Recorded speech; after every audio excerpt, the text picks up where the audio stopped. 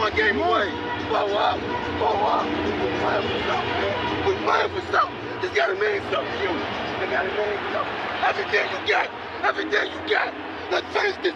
Do it, fellas. Let's go. Let's do it, fellas. Finish 2, 3. 1, 2, 3. Finish. You ready to make history? Come on now. Yeah. You know, there's these two words. And when I say them, people get goosebumps because they know what happens next. So without further ado, Free smoke. look. Scared cause I'm drowning in silence with bad thoughts. These days I don't have nothing to say, man, the bag talks. I put in headphones on my driver. Pull up to the spot and give a good dick and Godiva. I can't lie, I'm uninspired. No more pillow talking about nonsense. I only stick around to put some band-aids on my conscience. I don't know why I feel so bad, nigga. That's what we do, no foundation. We don't build no more, we just screw. Half a bottle of Henny, girl, I'm going with the wind. The same niggas say they happy for me, ain't want me to win. So I'm done on my friends. Don't need help popping Coronas and reminiscing. I just call up Big Bro J and say it's time for venting. If I live forever, I hold this hate for some centuries. You don't know how much or how you doing with admit to me. That's another root of human struggle, worrying about other people's perceptions about who you are. Like, why would you ever care about that, you know? And I think that I fell victim to that in my past, of worrying about things that I can't control. You know, if the people understood what words could do to a human being, especially where we are in today's society, then they wouldn't be invested in that. Welcome back to another episode of Kicking It with Saint. It's been a minute. What an off season. A longer off season than I initially planned. You see, what happened was I just been busy. It's not even necessarily that it has been busy, but I've been tired. I've been tired. Listen, I was in between. Well, I wasn't in between. I was working 2 jobs. In the midst of working those 2 jobs, I was transitioning to working one of those jobs. But in the midst of it, it was long weeks. I had no days off. I got to this new job and I'm making good money. Pockets is fatter than they were in prior. The problem is I've only had 2 days off, and I've been at this new job for like a month and a half, 2 months now. I've only had 2 days off, and today would be my 3rd day off. So it's been something. But we got a lot of things to talk about. I done reset my sleep schedule. I done a lot to try to fix it so that I have more time. Really, if I can get done what I have to get done over the next couple months, I'm going to be clean for like when school start back in September. I'm going to be just free from that point on. But right now, I've just been so busy. And with the fact that work, I'm never off. It's been something. But you didn't come here to hear all that. You don't care about my problems. I get that. So I wouldn't even call them problems necessarily. But I hope you're having a dope day out there. I hope whichever point in time you're listening to this, day, afternoon, night, I hope you're having a dope day. But we got some things to talk about. And I do appreciate you for joining me. You could have been anywhere else in the world. You could have skipped right past the video. But you clicked it. And I appreciate you for that. I truly do. Listen, we got a lot of things to talk about. We have a lot of things to talk about. And everything we talk about will be old news, basically. Because I'm late. It is what it is. But we got to re-talk about some things. You came here because you want Saint's perspective. And I respect you for that. I appreciate you for that. I might love you for that. But listen, we're getting off topic. I want to start off talking about LeBron James and Stephen A. Smith's beef. You see, it's been an interesting last couple weeks. First off, it's funny what sports media has become. I talk about this all the time. I said one of the reasons, like, if you listen to me regularly, I know you pretty, like, yo, Saint, where you been? I appreciate you for coming back like you always do, because you was a real one. But if you listen to me regularly, you know one of the reasons I said I started at sports channels, because this is what I always wanted to do. But one of the things is I just don't like what sports media has become over the last couple of years. Now, my problem is that I've consistently just said all of sports media, basically. And while it is times where I point out the good ones, I don't do it as much. But I don't want to make it a broad thing, but it takes forever to make it super specific. But I'll try to make it as specific as possible. Really, one of the reasons I don't like getting too specific with the names, because I forget names that I don't like forgetting. And as soon as I'm done recording, I'll be like, oh, I should have said that person. You know what I'm saying? I like giving people the necessary amount of hate that they deserve, for lack of a better word or term. But what sports media has become to me is an ego contest, a reality show of sorts. Like, a lot of the biggest names in the media, in my opinion, are very much bad at their jobs. The person who, now, let me just finish this thought. The media, I don't like a lot of different sports personalities in the media. That is completely different than not agreeing with certain sports media personalities. I don't like Nick Wright. I don't like Emmanuel Acho. I don't like Jason Whitlock.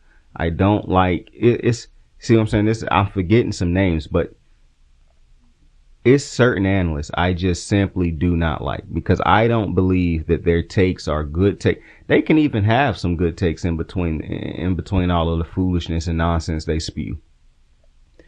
But I believe certain analysts, like that Nick Wright wannabe that's on that show Breakfast Ball, I believe that those type of personalities are so, and to an extent, Shannon Sharp.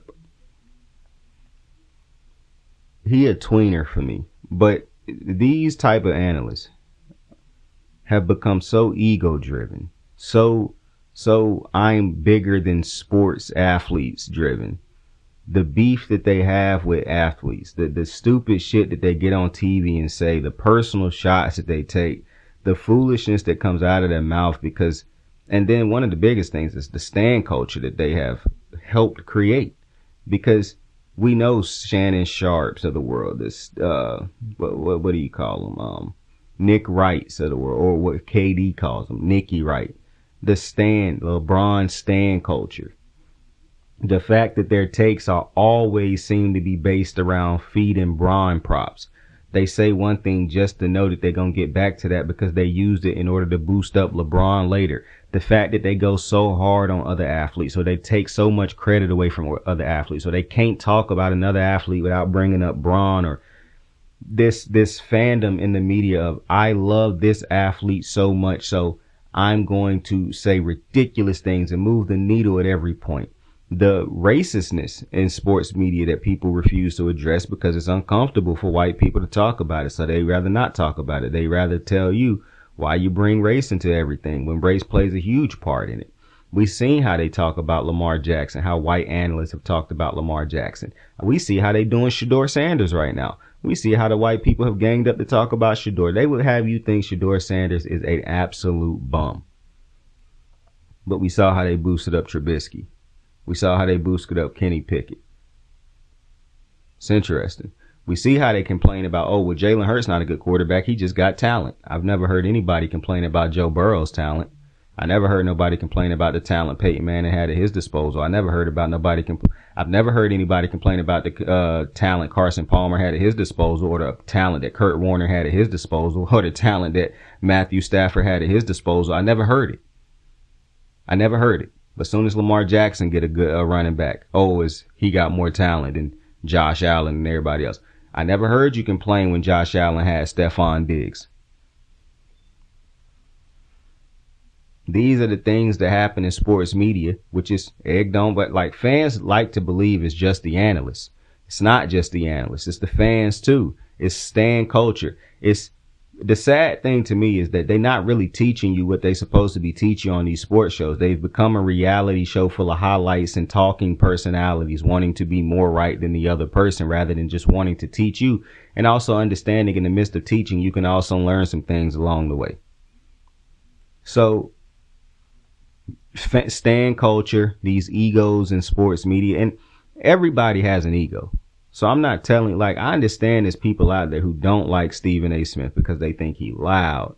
They think he obnoxious. They think he always want to be right.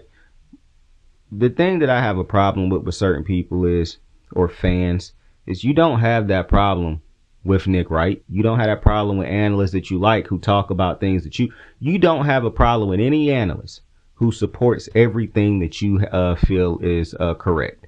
If any analyst agrees with your talking points, you agree with them. You will overlook anything that is obnoxious about them because they support Bron and you love Bron, or they support this athlete and you love that athlete. That's the thing that I wish would get out of sports culture right now, but we know it'll never happen. But the fact that it's permeated through the media and some of the biggest talking heads are, like, people hate Stephen A. Smith, and I get his things about Steve, but I never understood how you can ignore the message just because you hate the person and consistently. I thought that's something kids did. And I understand a big part of stan culture is young people, but that's also older people also who you would think would be mature enough to be able to separate these things, but they aren't. And I done seen that over these last couple weeks when it comes to this LeBron James, Stephen A. situation. You might not like how Stephen A. delivered a message. Listen, if people were getting on here talking about, I don't like the way Stephen A. talk about football. It's a lot of different things in football that I could go at Stephen A. about. I have throughout my time talking about show. But my problem is, for some reason, people only seem to go at Stephen A. Smith. I never see this. Last year was the first time I saw people finally go at Nick Wright. And it was only because he is a Chiefs fan. But when football season is over, it's back to riding his nuts because he liked to ride LeBron's nuts. It's insanity.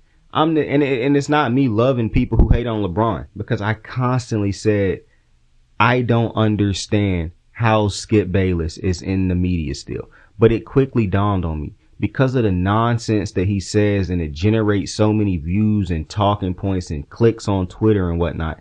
That's why they keep him around.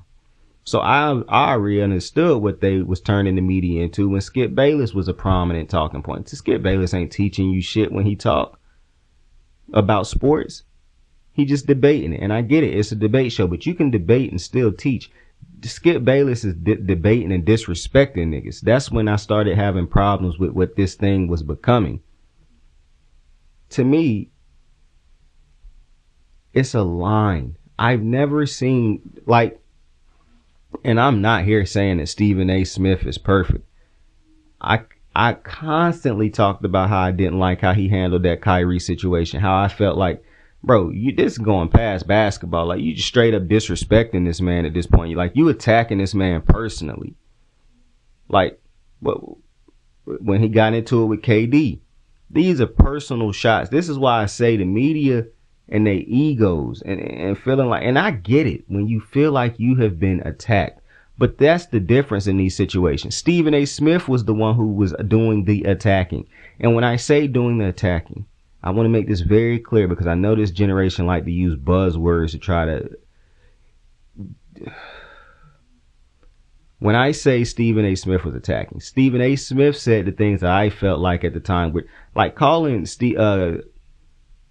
you did not attack Kevin Durant personally, but consistently getting on TV saying that's the weakest move in NBA history, the weakest move you can ever make, the softest move. Now you got a whole bunch of minions on Twitter feeling like it's okay to consistently disrespect Kevin Durant because their brains haven't matured to realize you might not be attacking Kevin Durant, the person, but you are attacking Kevin Durant, the player. And these idiots out here who have not fully matured, they're even the ones who have, but still haven't necessarily matured.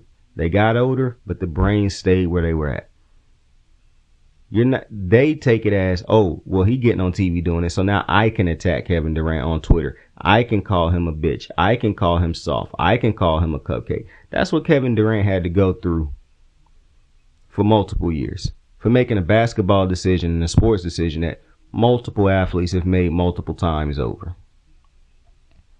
I never saw LeBron James. LeBron James went to Miami and you hated him. Cleveland hated him.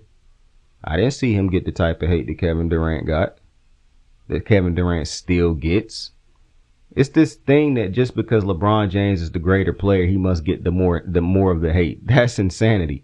I don't know what a Kevin Durant stan is because I don't see Kevin Durant stans flooded anywhere. But I see Kevin Durant get attacked consistently for making decisions LeBron James made.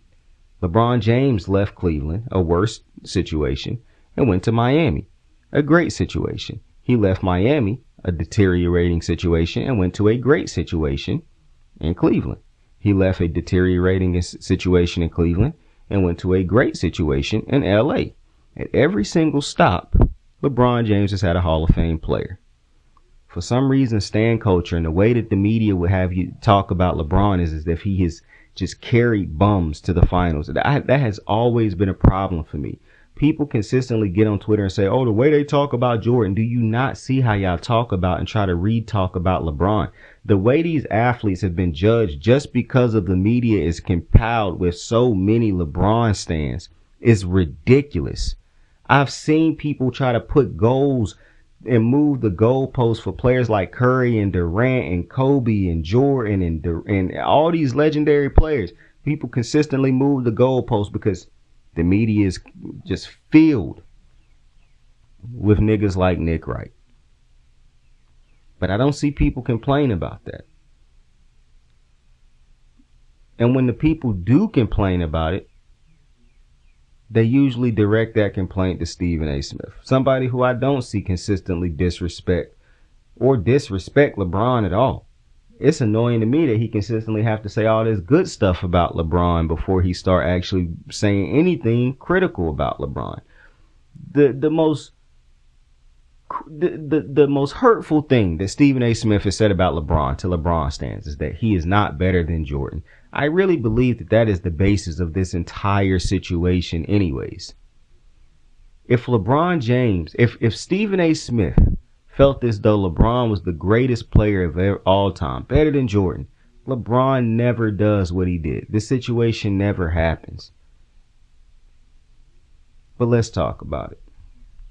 Stephen A. Smith was at a game.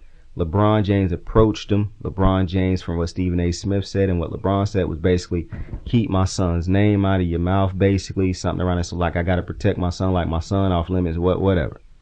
Now, if you go back and watch the whole thing. Now, when I first saw it, I said, man, why? That was my initial thought, because I'm not a LeBron James stan. I'm actually a normal human being who is a sports fan, who loves sports, love LeBron. I don't have to dick ride a nigga to understand and break down right from wrong in a situation. Stephen A. Smith is there to watch a game. Stephen A. Smith wasn't acting boisterous or getting into it with the players or with LeBron like Shannon Sharp did at that Grizzlies game. However, a lot of people found that Shannon Sharp was in the right because he loves LeBron, so you're going to ride with him. You don't understand how this mindset is a problem. And that this generation of youth is supposed to lead. And they think this is how they think. To continue, though. The whole thing was unprofessional from LeBron, not from Stephen A. Smith. The nigga was there to watch a game. Now, I went back. And I done watched. I thought I done seen it all, but I had to go back and make sure. So, I done seen over the last month or so, I done watched a lot of First Take. A lot of old First Take footage. I dead ass cannot show you or tell you or play the soundbite of Stephen A. Smith disrespecting Bronny. I can't find it. I cannot find it. If you know what it is, I mean, I hope you can tell me, but lead me to that clip, but I can't find it. I've not heard at any point. Mind you, he wasn't even talking about Bronny till really like this year or last year when Bronny became a prospect. Because he didn't even talk about Bronny when Bronny was in college. Like, you can't find the footage. So, I mean, the call is spade is spade. The niggas who is out here saying, oh, he disrespected Bronny, you got to understand where LeBron coming from. The fact that y'all can create these think pieces and these narratives and these lies just because you love somebody is crazy to me. This nigga don't even know y'all. That's the wildest part. But it's just simply a lie. Stephen A. Smith has not done anything more than his job when talking about Bronny. Other than to step away from the Stephen A. Smith Bron thing for a second, I think that it is absolutely frustratingly silly that somehow LeBron or his stans believe that LeBron James Jr. is above critique or criticism. And he is an NBA player. He's not a college player, even though college players get critiqued all the time. He's not in high school anymore. He's not in little leagues. He's not in AAU. He is a NBA player. Now, and it's so funny to me. Actually, let me finish this first point. Matter of fact, I can't even finish this point without saying this next point. Because it's funny to me how grown ass men and niggas in high school and middle school talk about Angel Reese. It's funny the type of hate that you send her way and the way you tweeted her. And she's a child, basically. She's a young adult. But Bronny can't be critiqued because they not talking about Bronny. I've seen no analysts talk about Bronny. And I'm not saying it hasn't happened, but the way that they talk about Angel Reese, but the stands are cool with that. Now, I've always said, I don't necessarily, me personally, I find it hard to be super critical of young athletes because I understand you're a rookie. And it's an ever evolving, it's a situational type of thing. Every situation is situational. You know what I'm saying? I'm a little bit more hard on quarterbacks in the NFL because so many quarterbacks have now shown us that it don't really take more than 2 years to show us what you can be. Stroud, Daniels, Jackson, Burrow, Allen, Mahomes, like all of these dudes were great players after year 2 or before year 2. Like, so I'm a little harder on quarterbacks, but other than that, and I'm still lenient to an extent where I'm like, bro, I don't expect them to be some supernova in their first year because you still transitioning from from college to the pros. Now, in the NFL college is different because I don't believe college football is the same as NFL ball. College basketball and most other sports, a little bit different. But I don't like being super critical of younger athletes who just come to the league. But I understand that's still a part of their job. You still got to critique them. To believe that Bronny is above critique is insane to me. Now, have I been critical of Bronny? No. But I am also a Laker fan. I've been a Laker fan my entire life, which is why I cannot wait till LeBron James is no longer a Laker so he can take his stupid ass stands with him. And Laker fandom and Laker Nation can be back to normal. However, have I been critical of Bronny? No. But like I said, I have been a Laker fan my entire life. So I'm going to try to be lenient with a Laker player because I want him to be great. Is the same with the Ravens it's a little bit different because we got Lamar and we need to win now. So I don't have time. We don't have time for you to grow into being great. You need to become great quick. Okay? Kyle Hamilton after year 2, stud. Nate Wiggins look like he already is. Like, I don't have time. Lamar does not have time to wait around for you to become great. He needs you to be great right now. Zay Flowers popped off quick. Now, coincidentally, he actually seemed to have the time when it came to Rashad Bateman. But Rashad Bateman seemed to coincide with Lamar becoming great too. So, nonetheless, I'm lenient because Bronny is a Laker. Now, it's going to be a little bit different now because we got Luka. So, I need Bronny to become great quick too now. But now, I'm lenient because the situation, this is not a become great right now Bronny situation that he is in. But, nonetheless, I think it's insane this thought process of we can't talk about Bronny because he LeBron James' son, because that's basically what it is. And if that's the case, then we can't talk about Carmelo because he likes LeBron and he defended LeBron in this situation. So I guess we can't talk about his son. Can't talk about Dwayne Wade because he liked LeBron and he defended LeBron. So can't talk about his children either anymore. I just want to point out also that people get on Twitter every day and talk about Dwayne Wade's son, Carmelo's son, Michael Jordan's son. You talk about everybody's children every day, but somehow critiquing LeBron's son is off limits. Interesting. Very interesting. Very interesting. Because it ain't like people shitting on Bronny. Like, I truly believe LeBron just wanted a reason to say, to do what he did to Stephen A. Smith. LeBron knew everything that was going to happen after this. And the world tour that he took, because he talking about the Taylor Swift tour that Stephen A. Smith took, the tour that LeBron and his stands took, and these stupid ass think pieces and Twitter pieces. You know what, to me the scariest part is that we are now entering a time where niggas really don't think for themselves at all. It's really a sheep herd type of mindset that niggas is walking around with. Like, and it's scary. I don't know who to blame at this point. I don't know if it's the young parents not parenting children or not wanting to parent children, because I don't want to be parented the way my parent parented me. Well, I don't know what it is. I don't know if it's that. I don't know if it's just you have no control over kids. I don't know if it's just kids refusing. I don't know what it is. But the fact that it's so many people, and if you're an adult now and you still can't think for yourself, you're just fucking stupid. It's no two ways around it. Unless you are somebody with a legitimate mental situation. I'm not even talking to you. I'm talking about niggas who got nothing wrong with them other than they are just fucking stupid and have lived this long in life and refuse to develop critical thinking and individual type of thinking where they can think for themselves.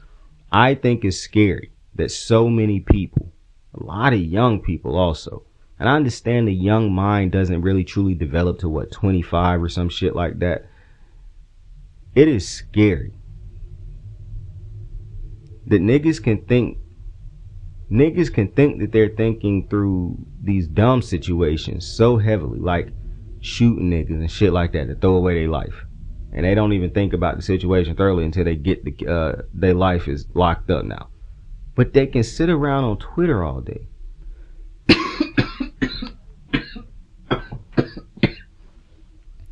and have these mindless takes just because somebody else said it. Like, it's insane to me. In the way that they think for each other. That's why they all talk the same. They use the same lingo. They use the same slang. The sad part is they don't even know that the generations before them, they playing them. They see how you talk, the way you walk, the way you move, what you like. And so now they start talking like that. They start moving like that. What Nick Wright does is no accident. He knows the stand culture that LeBron James has, and he plays into it all the time. It's no accident that Shannon Sharp did the Lakers in 5 thing, and now all the LeBron Lakers in 5 shit. You niggas really don't think for yourselves at all. It is unbelievably frightening.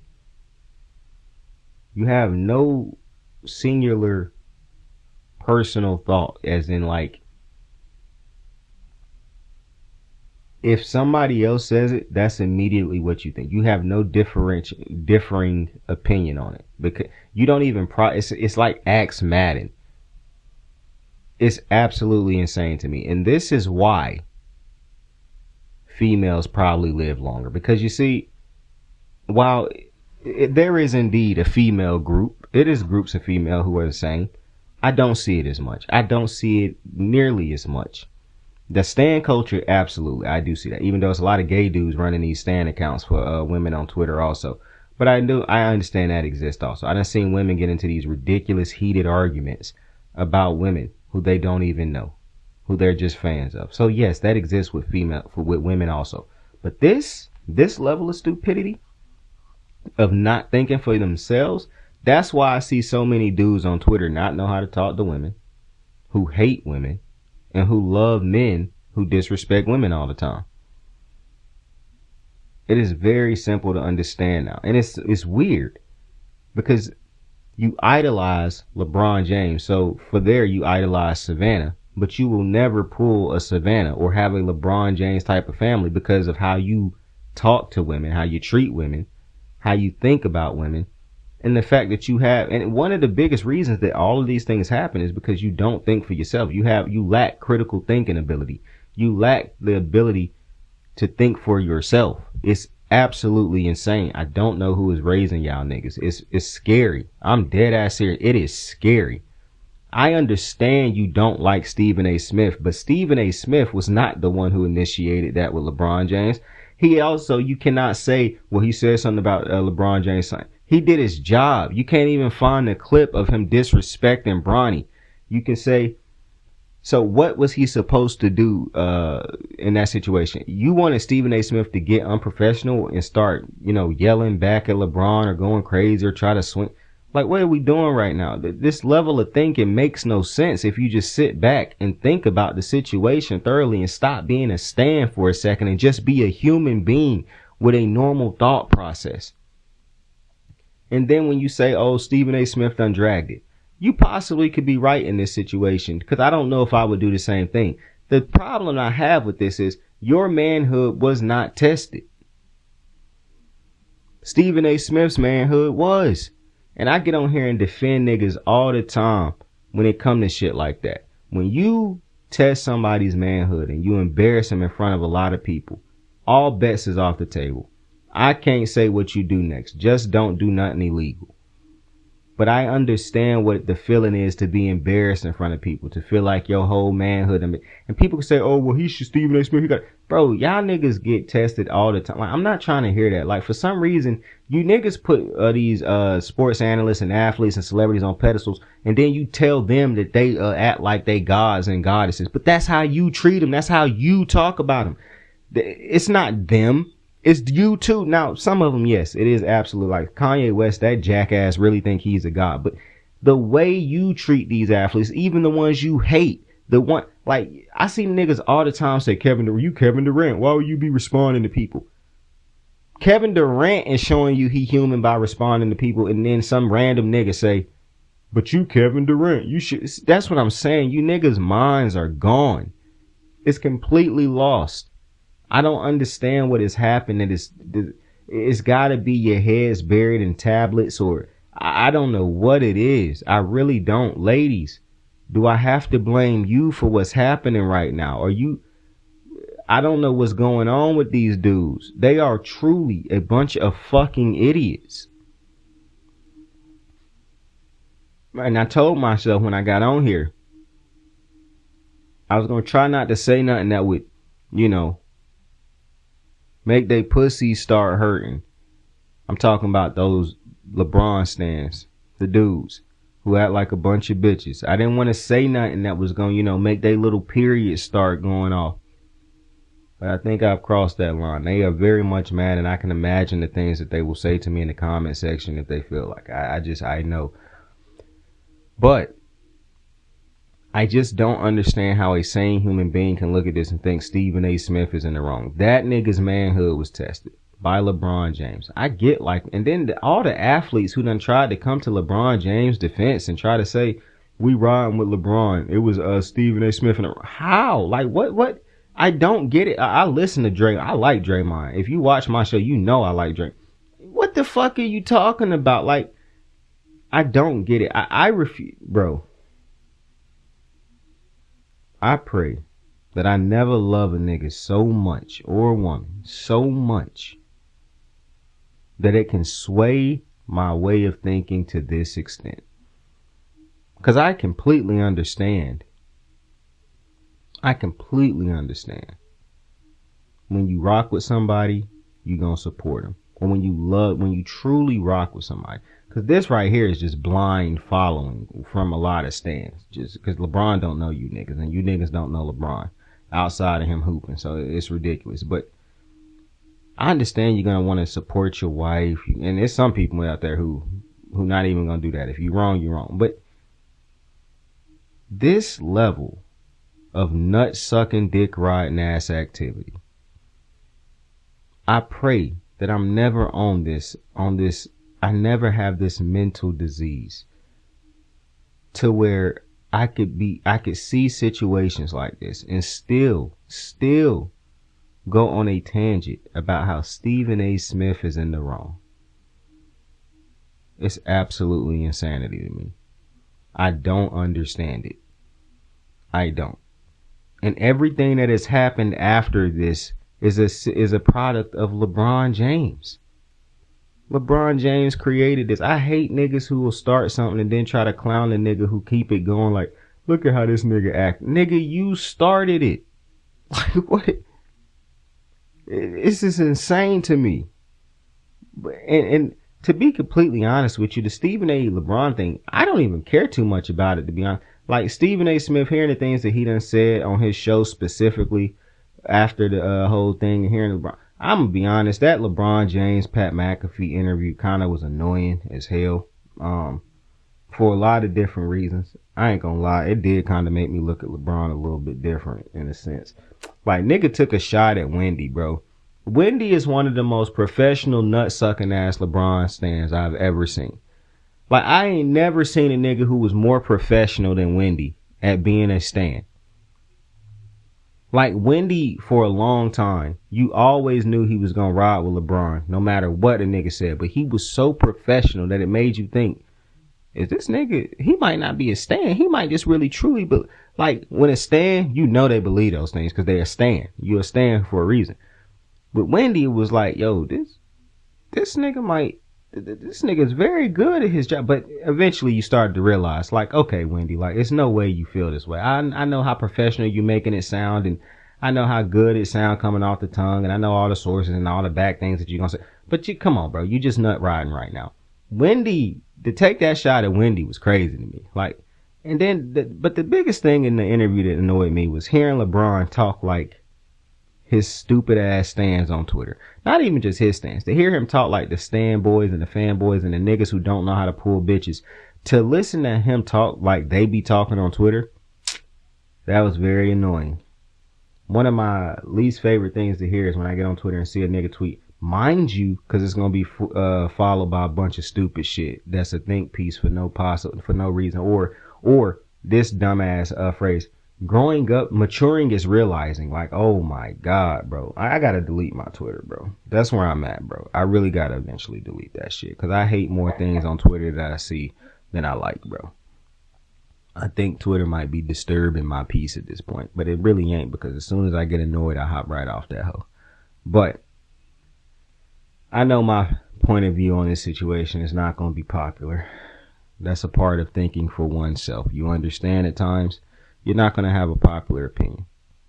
This one is a bit confusing to me because it's not even necessarily about having a popular opinion. I just don't understand where Stephen A. Smith was wrong in this situation from everything that was a trickle-down effect I don't care about. I'm talking about the keystone events that led to all these other things. Okay? I know that I said a bunch of things that niggas who don't think for themselves understand. So, you know, just leave me hateful comments and thumbs down, I guess. I don't know. I'm definitely not going to sit here and trick off your ego. But nonetheless, moving on to the next thing. The Cincinnati Bengals.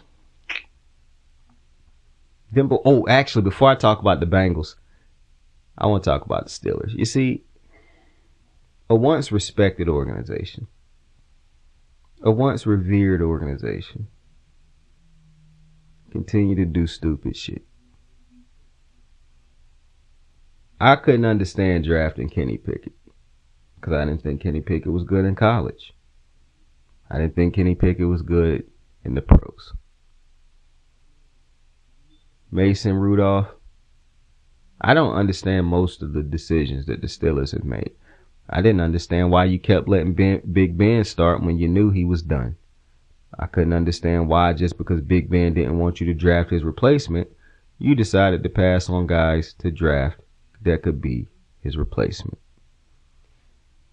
It's a lot of decisions that the Steelers have made over the last couple of years that I don't understand. This recent one, may top all of them.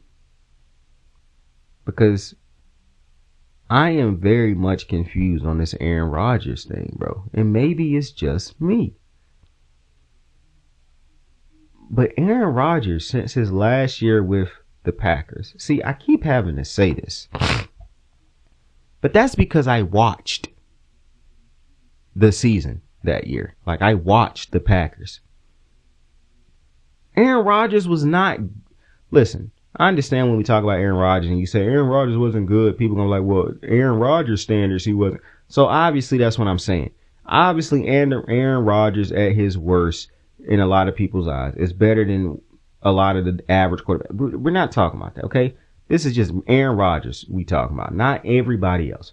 The Packers did not miss the playoffs because the defense was god awful. The defense go back and watch the season. In a lot of those games, if not damn near all of them, the Packers defense gave them chances to win. Even in games where they didn't look great, they still found ways to get turnovers or key stops to give Packers chances to win.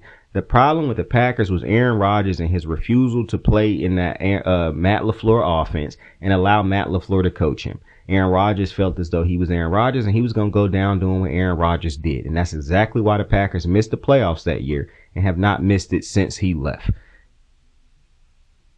Aaron Rodgers then goes to New York.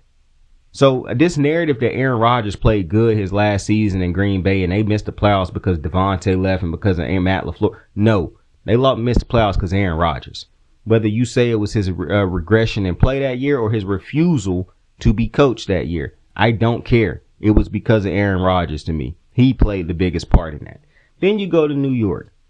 And obviously he get the injury that first drive that take him out for the entire year.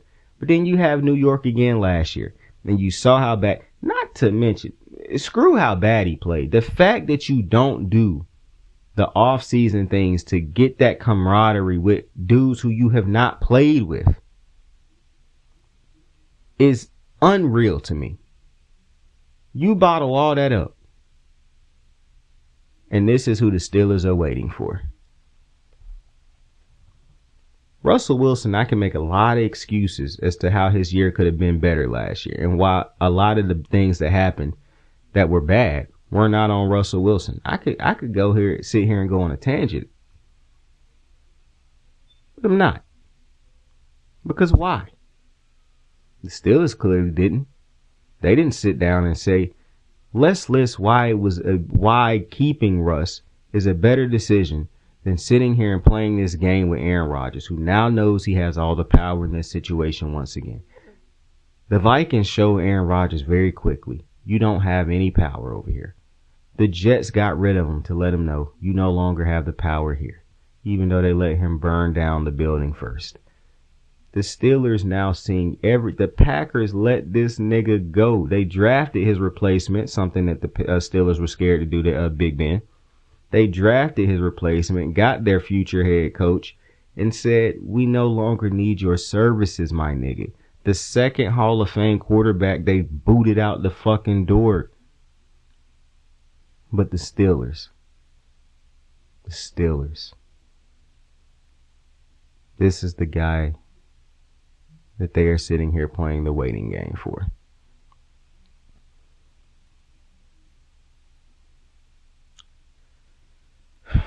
At this point, when an organization chooses to be average or bad, you just got to let them.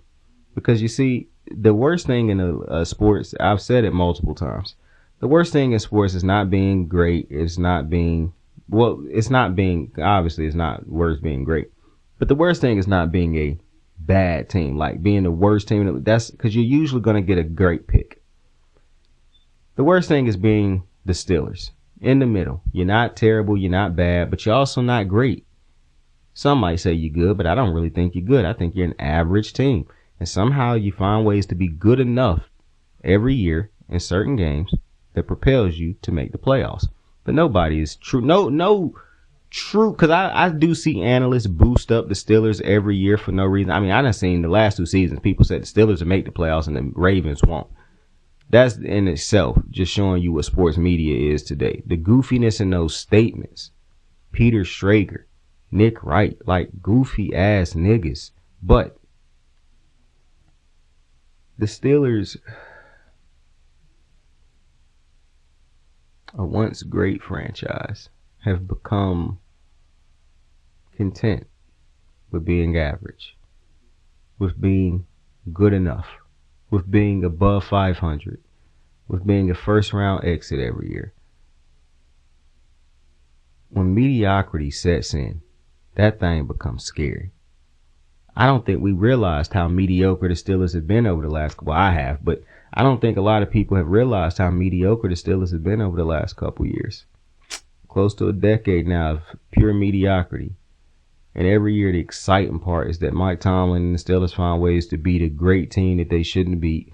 But the result at the end of the season is always the same.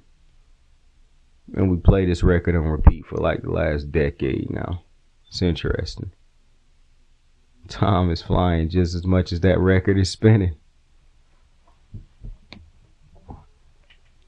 If I were the Steelers, I would have kept Russell Wilson and I would have found a way to trade up to draft a quarterback.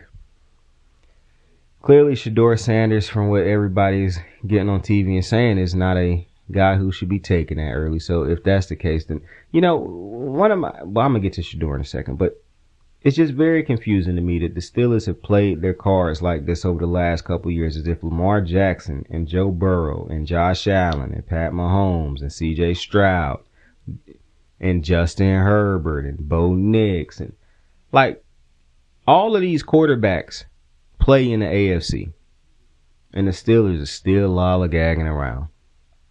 Aaron Rodgers happened to be a quarterback who played in that same AFC last year. And his Jets team won, I believe, 3 to 4 games last year. But that's who the Steelers are waiting around for. And the Steelers' the offensive talent on the Steelers ain't better than the offensive talent on the Jets. So exactly, now, they did go get DK. They don't have a running game. I know a lot of people love Warren, but they don't have a reliable running game. Losing Najee did nothing. He was not good. The Steelers' running game wasn't good. That did not matter. You can only go up from there. I don't know what they do with Kenny Pickett. It's going to be very interesting seeing two different teams in the AFC North pay two high-level receivers. Because I'm imagining the Steelers are going to pay him if they don't trade him. But the Steelers have neglected and refused to prepare for the future, to build a stable foundation for the future, or really you feel like to even consider that it might be time or past time to try to get a quarterback of the future in a different iteration of the Steelers. Since Mike Tomlin, the Steelers have remained the same, and I'm not taking a shot at Mike Tomlin. I'm not even saying fire Mike Tomlin, but at this point in time, the one thing that would make me understand firing Mike Tomlin is if you truly do just want to refresh and reset this franchise. And yes, that might lead to a couple bad years. That might lead to a couple pitiful years where you're one of the worst teams in the league just trying to find your way. The reality is the Bengals also had to go about that. See, people like to act like the Bengals were just one of the worst teams in the league, but I actually remember the Bengals with Andy Dalton and A.J. Green being in the playoffs every single year. Did they win in the playoffs every year? No. But they got there every year. They were a competitive team every single fucking year. They won the AFC North like once or twice. This notion that before Joe Burrow, the Bengals were just trash is a lie. The Bengals were in transition before Joe Burrow. They still had a load of talent on the team. Talent that was already there. They just had no quarterback because Andy Dalton had expired. They got Joe Burrow and they draft Jamar Chase, and you put those two talented players with a lot of the other talent on this team. You got to excuse me for a second, man. I don't like this notion that Joe Burrow just has never had anything to work with, bro. I don't like it. But back on topic. I had to slow down for a second because I was starting to. Woo! Anyways, this notion that the Bengals were just ass is a lie. They were transitioning. They did something that the Steelers for some reason refused to do. They started to prepare for the future. They were ready to build and try to land a quarterback because they knew we cannot win like this. This is not sustainable. Now, I wish they would have went out and, well, I'm a Raven fan, so I'm happy they haven't. But they for some reason, they just refused to make a good coaching hire. But, excuse me, that is neither here nor there. They made great draft picks. They let players go who could no longer be a part of what they knew was the future of their team. Why do you think? Do I agree with signing Jamar and T. Higgins to those type of contracts? Absolutely not. It's not that I don't agree with signing both of them, because I believe they could have got both of them for way cheaper if they had assigned him earlier instead of letting them play out their deals and then giving one of them a franchise tag after he basically played out his deal. But this decision for the Bengals is clearly showing you that they have moved on to the future. They don't care about the old way or how football is. They are building their team for the future and how they feel like they can win. That is not what the Steelers are doing. The Steelers are still trying to live in the past on how the Steelers have been built over the years. The Ravens only truly became successful with Lamar once they understood, okay, we have to move on from what we used to be. We used to be defense, run the ball first. That's no longer what we are. We are a Lamar Jackson offensive-centric team. We need our defense to be great in spots when we need them. But everything we do needs to be more so to help Lamar Jackson in any way possible, because that is clearly the way we win. What do the Steelers say? Because they don't have consistency at the quarterback. They don't have hope at the quarterback. And if you land Aaron Rodgers, now you have a rental at the quarterback. A rental that's an unknown rental at the quarterback. And people saying, and if it doesn't work with Aaron Rodgers, there's no skin off your back because you got Mason Rudolph. Okay, so you say that like that's a good alternative. You might as well just keep Aaron Rodgers in and let him play it out. Even though I know he quit at the end of the season, which like you might as well give Tyrod a chance. But it's interesting when a team becomes mediocre, the decisions that they continuously make. Because the Steelers can't be bad, obviously. They have too good a defense. Too many great players on that defense.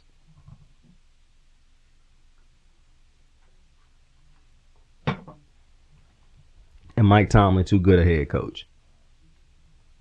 But make no mistake about it. Nobody wishes to be the Steelers right now. You would much rather be the Giants right now than the Steelers, because at least the Giants have hope. Now, talking about the Giants, what a transition. I really should have used another team, because I don't really know if you would want to be the Giants right now, because the nonsense to me of you have been this bad this long. You've now officially seen stupid decisions turn into a Super Bowl for another team, not just another team, a team in your division. And you still decide to make decisions as if you coming off of a Super Bowl win. This is astounding to me. The news that the Giants are not going to take or may not take Shedeur Sanders is insane. I continue to say it. I don't care how the fans, some random ass white fan, feel about Shedeur Sanders. I don't.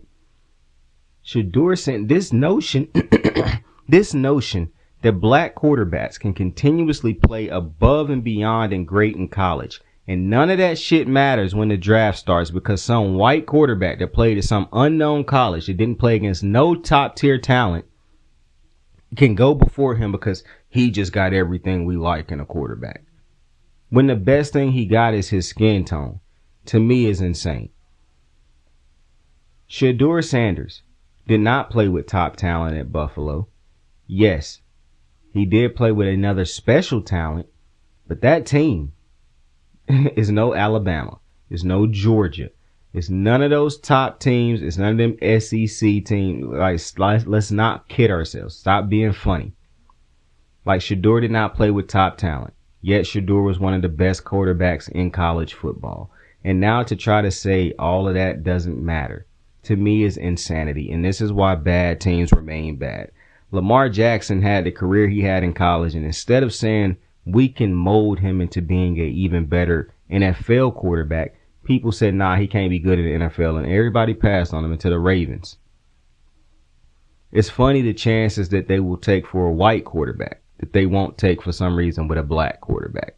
It makes no sense, especially when the black quarterback's resume is better. Deshaun Watson, no matter how you feel about him now, should have never been drafted after Mitchell Trubisky. That still blows my mind. And now you're telling me a team that paid Daniel Jones, not only drafted him, but then paid him, let Saquon go and watch Saquon win a Super Bowl. is going to pass up on a quarterback again. Because we don't think Shedeur is going to be better. For one, I don't even know what film or footage we are looking at that makes people believe that Cam Ward is so much better than Shedeur. I don't. That footage does not exist to me.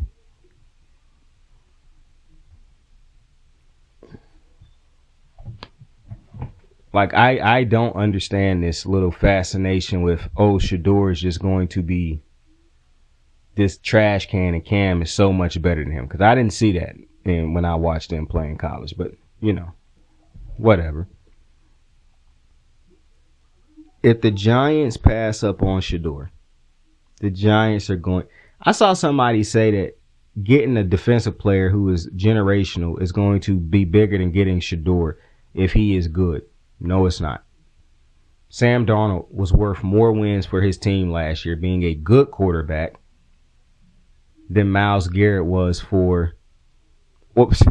than Trey Hendrickson was for the Bengals, being the best defensive player or sack leader in the league. Let's not kid ourselves. Myles Garrett has been a generational talent his entire career. He's brought no more wins to his team than what Geno has done for Seattle, what Sam Darnold did last year for the Vikings. Like, let's not kid ourselves. A good quarterback has a higher wins above replacement than a generational defensive player. Unless in those rare cases where you might have a Ray Lewis, you might have an Aaron Donald, you might have a Deion Sanders, you might have a Ed Reed. I get those generational level talents that led teams and helped teams win a Super Bowl. I get that. Myles Garrett hasn't led a team to a Super Bowl. Myles Garrett don't lead teams to playoffs. And I'm not putting that pressure on Myles Garrett, like talking down on Myles Garrett. I'm just telling you the ridiculousness in the statement that a generational defender could be better than Shedeur if even Shedeur was a top 15 quarterback. When I'm looking at niggas Glaze Baker. Also, I'm seeing people try to do, and white people get on my nerves with some of these ridiculous comparisons because I saw Dan Orlovsky, but I done seen other white dudes say it ain't just Dan Orlovsky, but I done seen other white dudes try to think they was defending Shedeur by saying, if you don't like the cockiness and yada yada yada of Shedeur because it's cocky when you black and confident, then so many people like Baker. Bro, Shedeur haven't been in legal trouble when he was in college. What are we talking about? Like, niggas clown Jameis Winston and Cam Newton for their legal troubles in college. But now all of a sudden, we can dumb down Baker's legal troubles and say Shedeur was just like him, basically. No. Shedeur was a model citizen. Like, I don't understand how... I do understand it, actually. White people do not... The certain white person does not shock me. And it's so funny that a lot of the white dudes who said it are not racist. They just don't even understand that is one of those racist way of thinking about things that has been ingrained in their mind because they haven't really addressed that type of topic in sports, of the true black-white topic in sports, because it's uncomfortable. They wouldn't have an immediate answer for it or a good answer for it. I need to do some research.